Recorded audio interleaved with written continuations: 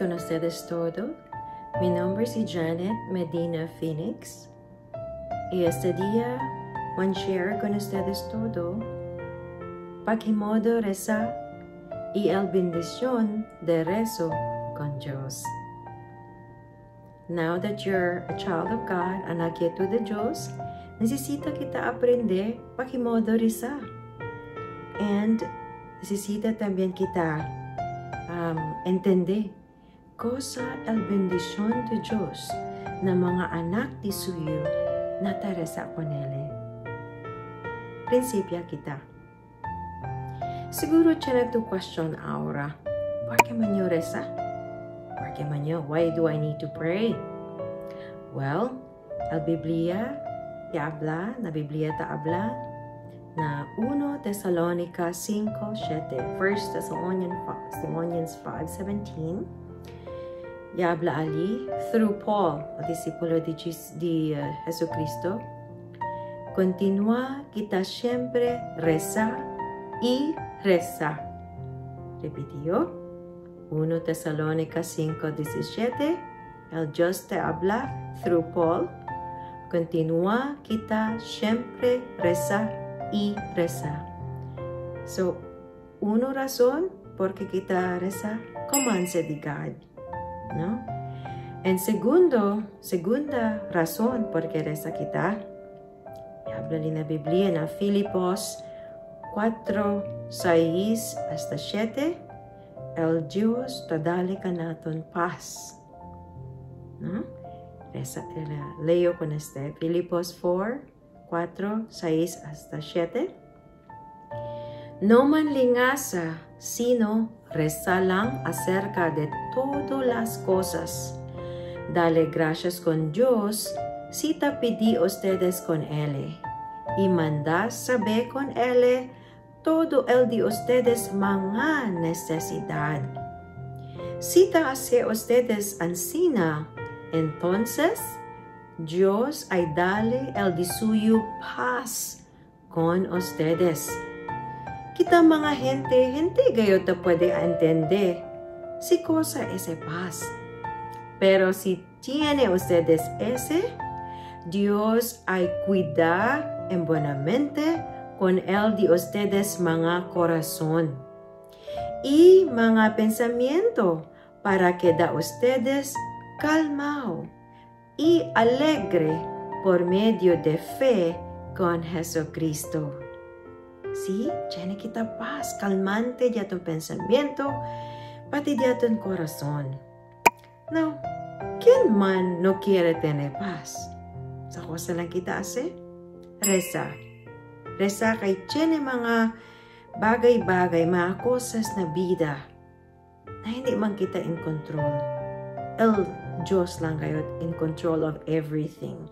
Ele man el Almighty God. Ele lang ta kontrola todo. No? Para na buen di tuyo, pati di mio. Now, chenyo mga question aquí contigo. Ta puede ba tu dormir en buenamente? Tiene ba tu limpio conciencia? Alegre ba tu maskin tiene tu problema?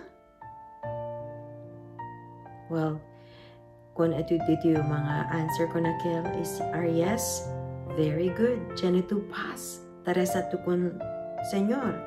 Tan trust and obey lang tu con Ele. Na kung ay man tu paz, cosa man tu ase? Ang solusyon, reza. Amo, aja tan solusyon. Reza kung ay kita paz. Kasi Ele tiene cuidado con el di aton mga problema. Ele cuida. Dali kita con algo jatong problema con Ele. ¿Por qué man kita carga con ese? Cuenta habla sin Lord na Biblia. Cast all your cares upon Him, for He cares for you. Dali lang daw kita jatong mga problema con Ele. Tama man le ka naton. Naman imagine tu ara kung siya na ito problema. Pasan mo ba ang daigdig? Karga ba ito kung nakaldito yung mundo, dito yung mga problema? Naman siya kansa. Pone lang na altar, na paanan di Lord, no, de Diyos, reza. Na siguro ta pregunta tu, na pakimodo man yung resa? Ano sabi man yung resa? Well, si Jesucristo el diablo daton maestro pakimodo resa. Si Jesus ensinya ka naton pakimodo, no? Siguro sabi to ko nakal famous the Lord's Prayer. Now, alikel na Lucas 11, 1 y 4. Luke 11, 1-4. El cuento un día, si Jesús regresaba a un lugar y cuando ya acaba, le reza, uno de sus discípulos ya pregunta con él, Señor, enseña ka namon reza como si Juan ya enseña con el de suyo mga disipulo. Y habla si Jesús con ella. Si hay reza ustedes con Dios, Dios Ama, hablaan sina. Es el prayer de Jesús. Enseña ka naton. Padre Celestial, tadale kami honor con el de usted nombre sagrado. Y te roga kami que usted ay vene para reina kanamon. Y todo el día, dale kanamon el comida tan necesita kami. Y perdona el di amon mga pecado. Como te perdona también kami con todo quien te hace malo kanamon. Y no deja kanamon kay na tentasyon. Naamos sa el guía de Jesucristo kanaton. Pakimodo kiti rasa. Now, over the years, chenyo aprende na may mga pastors, as I read the Bible also, si Lord tagya ka naton gayon. As man read kita the Bible, pakimodo kitira sa konele. Na chenyo yan aprende acronym or guía para kanaton. El palabra ACTS. A-C-T-S. Kada letra, chene, explanation, pakimodo kita resa. Si Jesucristo yadali ka naton ehemplo. Now, A-C-T-E-S is a prayer guide. Prayer guide siya. Prinsipya kita na letter A, no? Letra A. Letra A is adoration or adoration. Kosa man kel ejemplo de Jesus na disyo rezo. Diba ang sinihabla si Jesus? Padre Celestial, tadale kami honor con el de usted nombre sagrado. Now, in my experience about God, el Diyos bien bueno gayon. Él también ay misericordioso or merciful. Tiene grande amor contigo y conmigo. So, every time taandi ko nele, tare sayo, tabi, Lord, ben bueno gato kumigo, taama gato kumigo. Eto ay holy gato, Lord. And tadaliyo grasya contigo, kaya eto al Diyos ta kontrola na todo cosa na mundo. No hay mga cosa aquí na mundo na no sabi tu or misto. Sabi tu todo cosa ta sucede. So, ang sinayaw ta anda con Diyos. That's A, adoration. C, nadyaton a guide paano resa, is confession. Pakimodo si Jesus, idali ka na to ejemplo na confession, kompesa. Yablale, perdona el di amon mga pecado, como ta perdona tamen kami con todo quien ta hace malo kanamon. So, after to dale gracias kol al Señor, kung quien ele na dito bida, dito mga eksperyensya, el segundo kita hace, kompesa ito mga pecado. Si Jesucristo ya kompesale, ya pone pa la historia aquí, ya perdona también le na mga gente. So, kung chene man to mga unforgiving heart ali na ito perdona ng mga gente, bago to anda kong Lord, perdona anay ko nila. Con mga gente que ya dali contigo duele corazon. Kasi siguro na mga future messages, chain is a blessing kung ta perdona kita. Actually, tadalik natin freedom, you know? Hindi kita napreso. Tasali kita napreso kung ta perdona kita kung mga gente. So, confessa, no? So, A, adoration. C, confession, confessa. L-T is thanksgiving. No, dale gracias. Do not worry. Kundi dale gracias kol Señor. Alyan na Filipos 4:6 tabla, no manlingasa, sino reza lang acerca de todo las cosas, masing cosa man kel. Necesita tu sin, trabajo, lifetime partner, buen salud, healing dito yung mga diseases, wisyo, masing cosa man kel, protection, desalehan na matanto siya, masing todo las cosas. And then, yung habla aquí na Filipos 4:6, dale gracias con Dios, si te pedí ustedes con Él, y manda saber con Él todo el de ustedes mga necesidad. So, thanksgiving, dale gracias.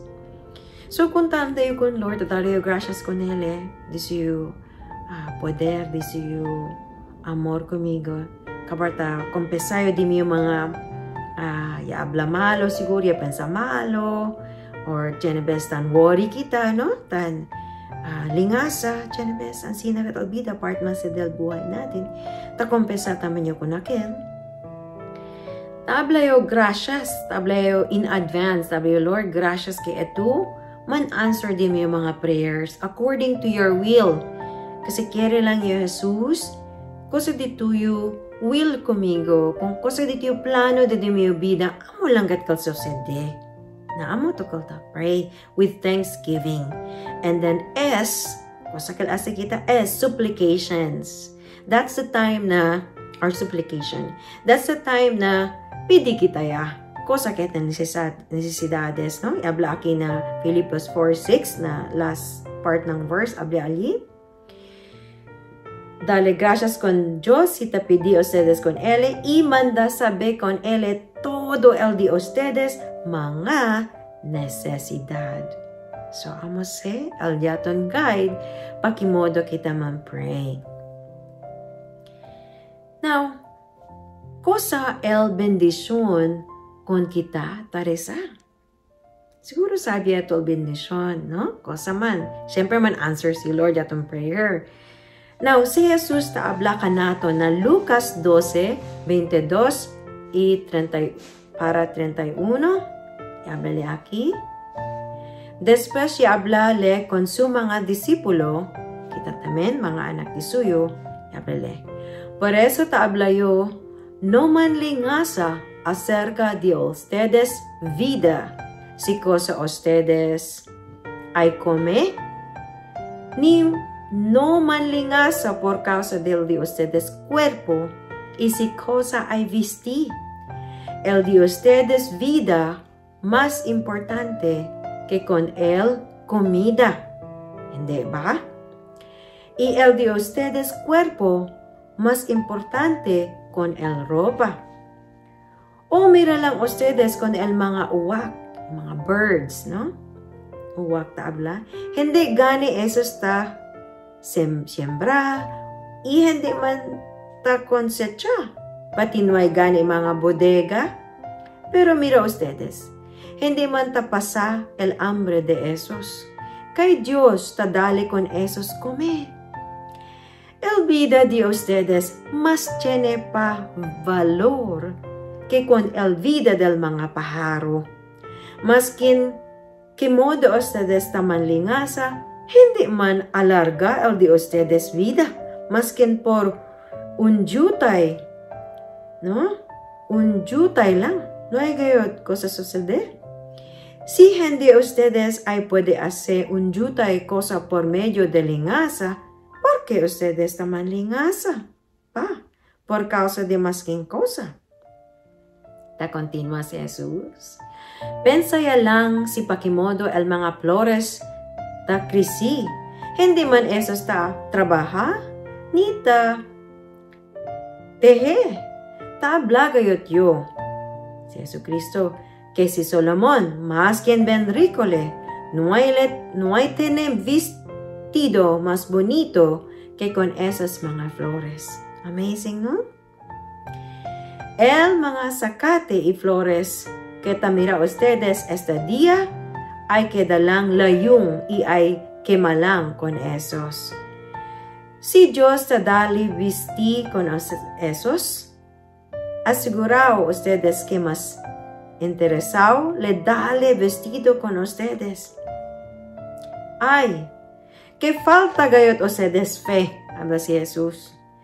Entonces, no más trambolica y no manlingasa, permisico sa ustedes ay toma y come, kay al mga gente que no conoce con Dios, amo el quien tamanlingasa por causa de ese mga cosas. Pero el Dios Padre sabe gayot que ustedes na necesita todo ese mga cosas. Por eso, no pone atención con esos mga cosas, sino prepara gayot por el venida del Dios para reinar.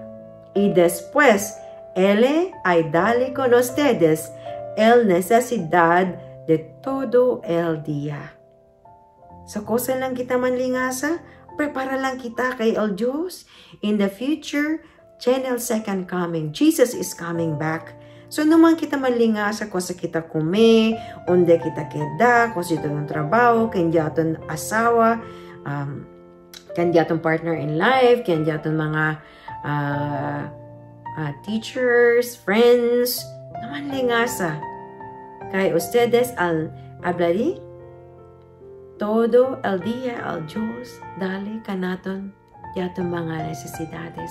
Cosa lang kita hace, hablagi, reza y reza. ¿Por qué? Que el Señor dale kanaton paz. Alright, man-summarize kita. Cosa kal jaton guide na jaton prayer. ACTS. Adoration, confession, thanksgiving, supplication. And porque man kita resa, command ni God, pati ele ay dali ka naton paz. Nesesita pa ba kita man worry, man patikalas? Nesesita ba kita man problema dito mga problema? Hindi. Kaya habla ng Señor ka naton, resa lang. Yabla na Lucas 11:10, yabla si God ali, kay si quien tapidi, ele ay recibi. So, quien tapidi, ele ay recibi. So, kung will di God, cosa tu tara sa aura. Kasi si Lord, tan answer man le 3 ways. Yes, no, wait. Yes, kasi will di suyo. Para na dito yung buen salud. No, habla el Señor, hindi man se hace bueno contigo. So, no God es el sagot. Wait, hindi pa tiempo. Now, siguro Teresa tu, chenia tu reso con Lord ahora, mucho tu reso. Siguro talito na stage na habla el Señor, no, hindi gayon, no? Siguro talito na stage na habla si Lord, yes, ali, recibi tu derecho. Or talito na stage na habla el Señor, espera lang, hindi pa tiempo. Masingko sa mangkal tiempo, continua lang gaturesa. Kaya el Señor, tama contigo, and la Biblia ta habla aquí na Hebrew 13:5, no ponía lang el de ustedes pensamiento con el sin. Está contento con el que tiene ustedes, kay Dios ya habla. Hindi yo nunca ay deja ni abandona con ustedes. In English, yo habla allá, I will never leave you nor forsake you. El Dios tama con ustedes, contigo, tiene el buen bonito plano de tu vida y Él man provide Ito yung mga necesidades. El Dios pembuena na biyubida. Lecho yo a casa, pero el de mio marido, bien bueno gayod. So I'm very thankful that God loves me, and in my midlife, ya mirayo, ya encontrayo de mio buen marido. God is so good. You know? I waited so long. So, kung sa mantuaran na di vida, remember, God loves you. He will never leave you nor forsake you. Mantras lang kita and obey. And, kung sa kita ase, resa. Resa. God bless you.